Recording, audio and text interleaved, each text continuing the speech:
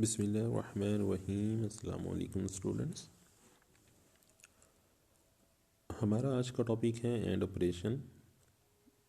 Previous lecture में हमने बात की थी लॉजिक गेट्स की, सर्किट्स की हमने बात की थी। सर्किट्स के जो बेसिक आइडियाज़ थे हमने उस पर डिस्कस किया था।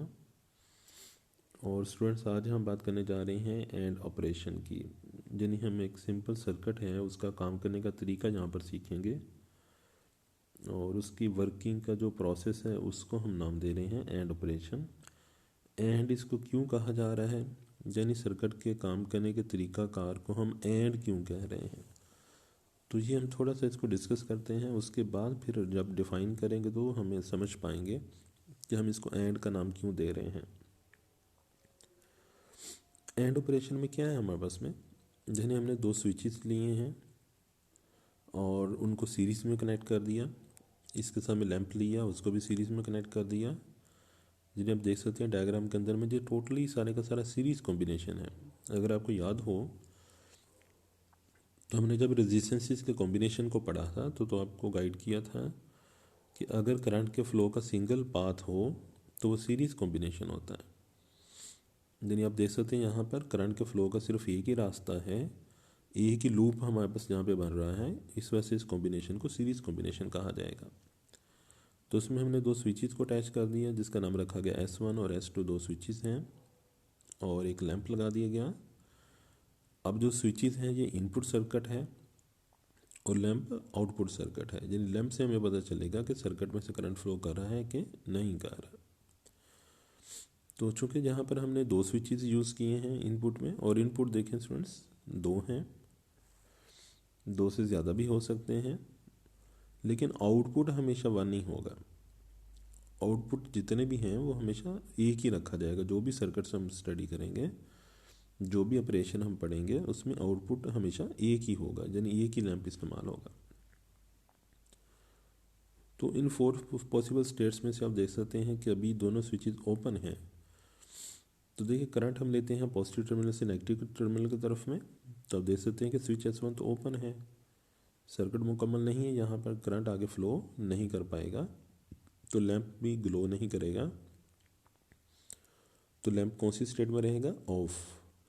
यानी S1 और S2 कौन सी स्टेट में है, ओपन है, तो लैंप क्या है, ऑफ है।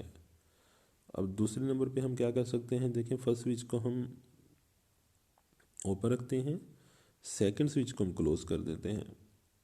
तो देखें जब स्विच वन ही ओपन है, यहाँ से करंट आगे मूव ही नहीं कर पाएगा, तो लैंप क्या ग्लो करेगा, नो स्टूडेंट्स, रोशन नहीं होगा। ये जो लैंप है ये रोशन नहीं होगा, तो इसकी स्टेट को हम क्या शो करेंगे, ऑफ। तीसरा केस हमारे पास में है कि जिसको हमने ओपन रखा तो उसको क्लोज कर देते हैं, जिसको हमने क्लोज किया था उसको ओपन कर देते हैं। जिन S1 स्विच को पहले हमने ओपन रखा था इसको क्लोज कर देते हैं, और S2 स्विच को ओपन कर देते हैं हम। तो देखिए इसको तो क्लोज किया हमने, करंट S1 से निकल कर S2 की तरफ आगे जाएगा, लेकिन S1 तो ओपन होगा, तो यहाँ से करंट आगे नहीं पास करेगा, इस वजह से लैंप को भी करंट नहीं मिलेगा, तो लैंप ऑफ रहेगा। और फोर केस हमारे पास बना कि हमने दोनों को ही ऑफ कर देते हैं। तो जब हम दोनों को ऑफ कर देंगे यानी सर्किट मुकम्मल कर देंगे, यहाँ से क्लोज कर देंगे, ऑफ सॉरी क्लोज कर देंगे सर्किट S1 और S2 को।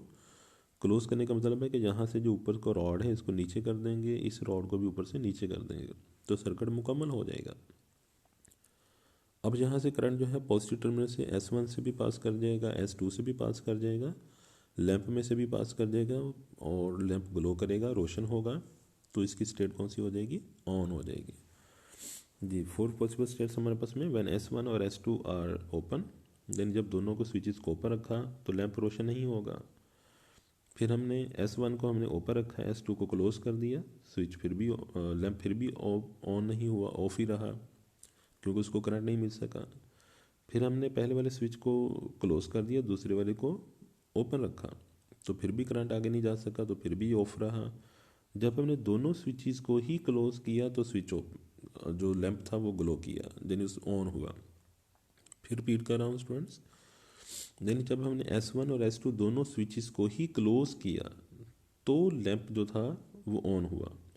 यही वजह है कि हम इसको एंड कह रहे हैं। When switch S1 and switch S2 are in the state of 1, when switch S1 and switch S2 are in a state of 1, then जब ये S1 और S2 दोनों ही क्लोज होंगे then आउटपुट इज 1, तो लैंप क्लोज होगा, on होगा, उसकी value 1 होगी, अदरवाइज लैंप ग्लो नहीं करेगा। इसी वजह से इसको एंड ऑपरेशन कहा जा रहा है कि जब दोनों ही स्विचेस जो हैं यानी सर्किट में जितने भी स्विचेस लगे हैं जब वो स्टेट 1 पे आएंगे तो ही आउटपुट स्टेट 1 में मिलेगा, अदरवाइज हमें आउटपुट स्टेट 1 में नहीं मिलेगा।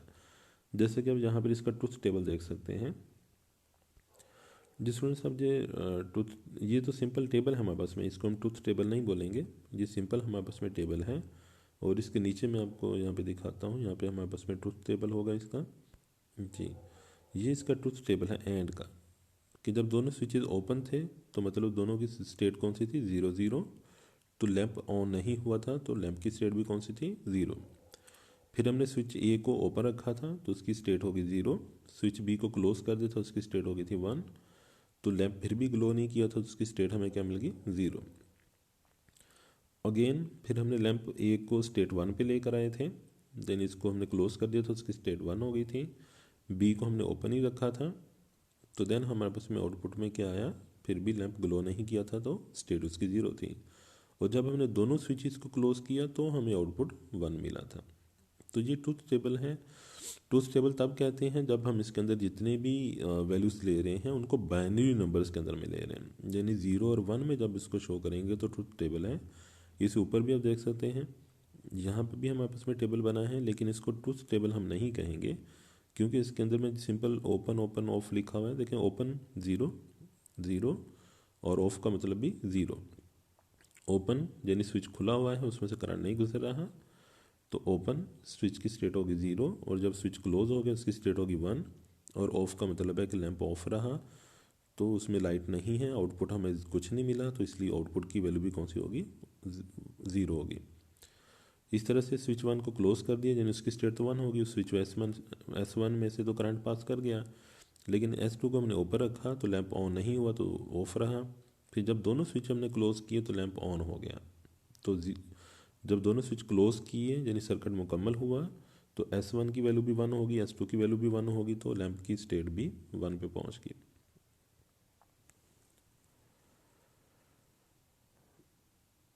जिसमें जहाँ पर हम 4 पॉसिबल स्टेट्स की बात कर रहे थे, तो यहाँ पर आप थोड़ा सा मैं आपको रीडिंग करवा दूँ इस टॉपिक में। The 4 possible combination of switches S1 and S2 are shown in a figure. जैसे कि आप टेबल में देख सकते हैं जो 4 कॉम्बिनेशन हमारे पास पड़े हुए हैं। It is clear that when either of the switches S1 और S2 बोथ आर ओपन, यानी जब दोनों स्विचेस ओपन हैं तो लैंप ऑफ रहता है।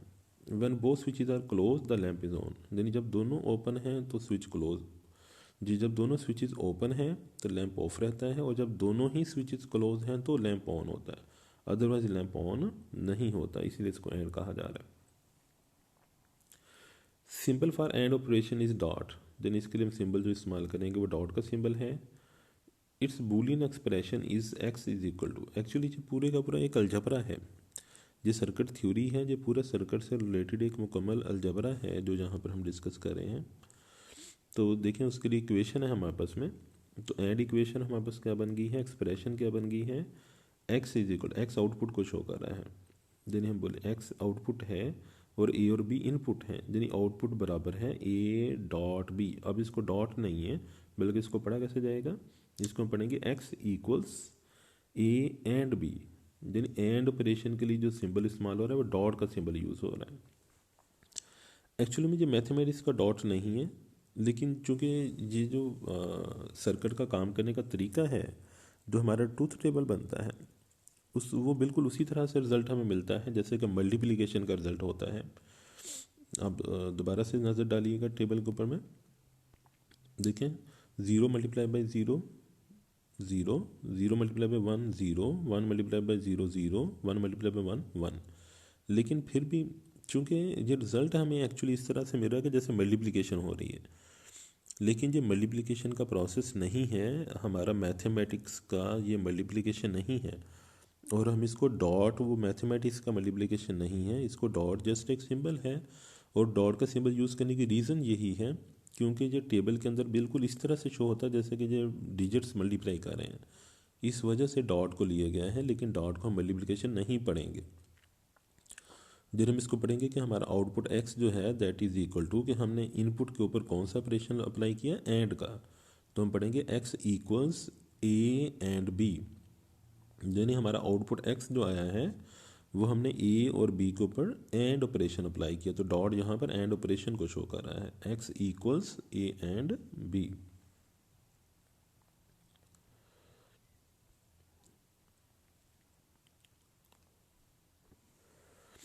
जी, set of inputs and outputs in a binary form is called the truth table. ये truth table की डेफिनेशन आ गई, यानी जब हम इनपुट और आउटपुट को बाइनरी फॉर्म में लेते हैं, यानी 0 और 1 की फॉर्म में लेते हैं, तो वो ट्रूथ टेबल कहलाता है। तो ये ट्रूथ टेबल की डेफिनेशन है।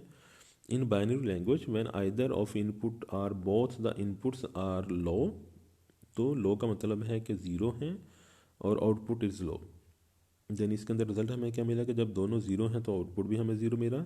When both the inputs are high, और जब दोनों इनपुट 1 पर हैं तो देन हमारे पास में आउटपुट भी 1 आया। Where X represent the output, यानी एक्स जो है वो आउटपुट को शो कर रहा है, जैसे कि आप डायग्राम में भी देख सकते हैं। Therefore and operation may be represented by switches connected in series, यानी कि एंड ऑपरेशन को अगर हम समझना चाहते हैं तो बिल्कुल सिंपल सा हम सर्किट ऐसा बना सकते हैं जैसे सीरीज में स्विचेस लगाए गए हैं। With each switch representing N input, और जो स्विचेस हैं वो इनपुट को शो कर रहे हैं। When two switches are closed the input of the and operation are logic 1, यानी जब हम दोनों स्विचेस को क्लोज कर देते हैं, ए की स्टेट भी 1 आ जाएगी, बी की स्टेट भी 1 आ जाएगी, तो आउटपुट हमारे पास में 1 आ जाएगा। और स्टूडेंट्स आप देख सकते हैं जी एंड ऑपरेशन का सिंबल है, और इसके सिंबल की पहचान यही है कि ये आपको सर्कुलर फॉर्म में नज़र आएगा, और इनपुट यहाँ पर ए और बी 2 इनपुट हैं और आउटपुट हमेशा एक ही होगा। इनपुट में ए और बी हैं और जबकि आउटपुट में एक ही है, एक्स। तो ये इसका सिंबल है, यानी इसकी जो पहचान है कि इसकी बेस की लाइन बिल्कुल स्ट्रेट है और फ्रंट साइड पे इसको सर्कुलर फॉर्म में शो करना है आपने, और इसकी इक्वेशन साथ में एक्सप्रेशन को हमने यहाँ पर लिखा है। The circuit which implements the and operation is known as and gate. ये एंड गेट की डेफिनेशन आ गई कि गेट क्या होता है। यानी ये जो हमने सर्किट बनाया है, जो ऊपर हमने स्विचेस लगाए हुए थे, सबसे शुरू में जो हमने सर्किट देखा जिसमें हमने 2 स्विचेस और एक लैंप लगाया गया था, द सर्किट, यानी वो जो सर्किट है हमारे पास में जिसमें हमने 2 स्विच और एक लैंप लगाया हुआ है, बैटरी लगाई हुई है, the circuit which implements the and operation, और वो सर्किट बिल्कुल उसी तरह से काम करता है जैसे कि एंड ऑपरेशन में हम पढ़ रहे हैं कि जब दोनों स्विचेस को हम ओपन रखते हैं तो स्विच जो लैंप है वो ऑफ रहता है, जब दोनों स्विचेस को क्लोज कर देते हैं तो लैंप भी ऑन हो जाता है। तो वो जो सर्किट है जो कि एंड ऑपरेशन को जिसके ऊपर हम अप्लाई कर सकते हैं, उन सर्किट्स को हम क्या कहते हैं, गेट कहते हैं। तो चूंकि हम एंड ऑपरेशन की बात कर रहे हैं तो वो जो सर्किट हमने देखा था शुरू में वो एंड गेट कहलाएगा। इट्स सिंबल इज, ये इसका सिंबल है जो आप ऊपर देख सकते हैं यहाँ पर, जिसको हमने डिस्कस किया।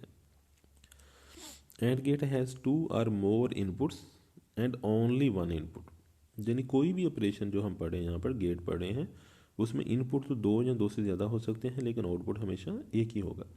The value of output and gate is always in accordance with the truth table, यानी इसके अंदर में जो भी वैल्यू हमारे पास बनेगी वो ट्रूथ टेबल के लिहाज से बनेगी।